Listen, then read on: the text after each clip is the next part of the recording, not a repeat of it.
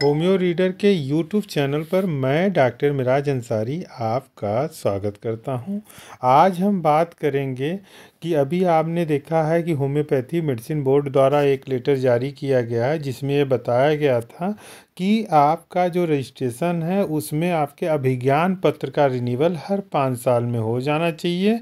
और अगर आप 5 साल में नहीं करते हैं तो जो तय समय है 5 साल के बाद जो ग्रेस पीरियड है 6 महीने का, अगर उसके अंदर में आप नहीं करते हैं तो आपका नाम जो है रिमूव कर दिया जाएगा और उस कंडीशन में आप जो है प्रैक्टिस भी नहीं कर सकते हैं। और एज ए डॉक्टर जो है आप प्रोफेशन अपना वो एज ए होम्योपैथ फिजिशियन आप अपना प्रोफेशन डॉक्टर का नहीं बना सकते हैं।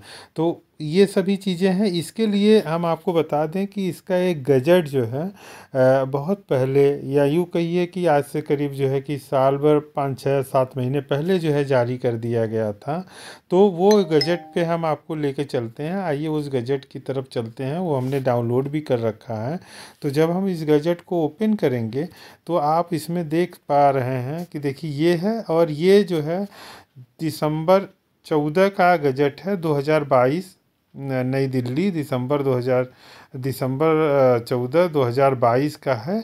और इसमें जो है देखिए लिखा भी है कि नई दिल्ली 13 दिसंबर 2022 अधिसूचना है ये। और इसमें बताया गया है कि जब राज्य या राष्ट्रीय पंजिका यानी राज्य का या नेशनल एनसीएच की जो पंजिका है उसमें आपके विवरण जो लाइसेंस है उसका विवरण अपडेट करना, मतलब कि आपका लाइसेंस चल रहा है। लाइसेंस एक ही बार रिन्यूअल होता है, यानी कि जब भी आपका लाइसेंस आपको मिलता है एज ए फिजिशियन तो वो आपका जो रजिस्ट्रेशन नंबर होता है वो परमानेंट रजिस्ट्रेशन नंबर होता है।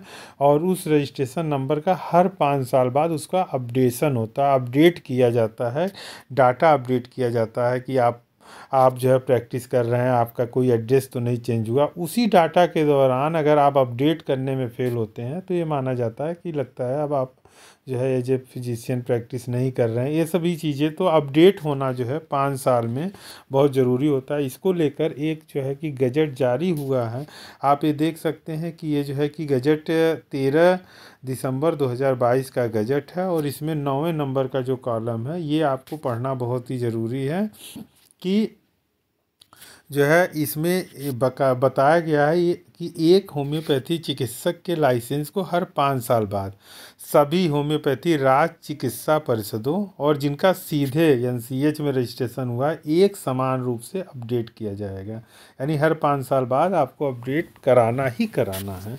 कोई भी चिकित्सक जो कि नियत तिथि से 6 महीने के अंदर में अपने लाइसेंस को अद्यतित यानी कि अपडेट करने में विफल रहा है तो होम्योपैथी अभ्यास का अधिकार वो खो देगा, यानी आप प्रैक्टिस नहीं कर पाएंगे और अपने लाइसेंस के आधार पे रोजगार जारी रखने का अधिकार भी खो देगा जब तक कि वह होम्योपैथिक राज्य चिकित्सा परिषदों द्वारा निर्धारित शुल्क या होम्योपैथी आयोग में सीधे पंजीकरण, अगर आप होम्योपैथी आयोग में आपका पंजीकरण है तो प्रपत्र 9 के आवेदन के साथ एक जो भुगतान होता है वो ऐसा देकर आप जो है अपडेट कराएंगे तभी आपका अपडेशन होगा।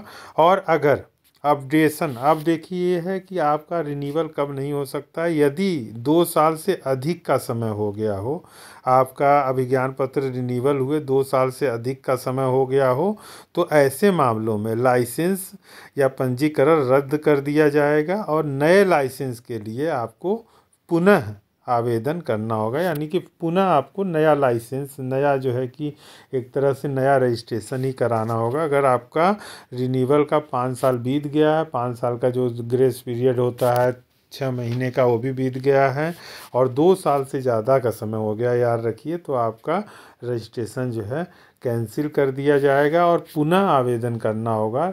आपको पुनः जो है आवेदन करना होगा नए रजिस्ट्रेशन के लिए नए शुल्क के साथ। तो ये सभी चीज़ें हैं और इस विनिमय के तहत अपडेट जो भी आपका हटाया गया है उसको जो है पंजीकरण बोर्ड, यानी कि जो आपका पंजीकरण बोर्ड है उसको सूचित कर दिया जाएगा। अब ये है कि राज्य पंजिका या राष्ट्रीय पंजिका में नाम हटाना या बहाल करना, तो जनरली जो है कि अगर किसी का जाली दस्तावेज है तो उसका भी नाम हटा दिया जाएगा। इसके अलावा जो है कि अगर आपने अपना नियत समय पे आपने अपना लाइसेंस रिन्यूअल नहीं कराया और उसमें बताया गया है कि भाई आपका 3 साल 2 साल का मैक्सिमम समय है, अगर उसमें आप विफल होते हैं तो जो है कि आपको पुनः जो है आवेदन करना होगा। तो ये सभी चीज़ें जो है इस गजट में है, भारत का राजपत्र गजट ऑफ इंडिया।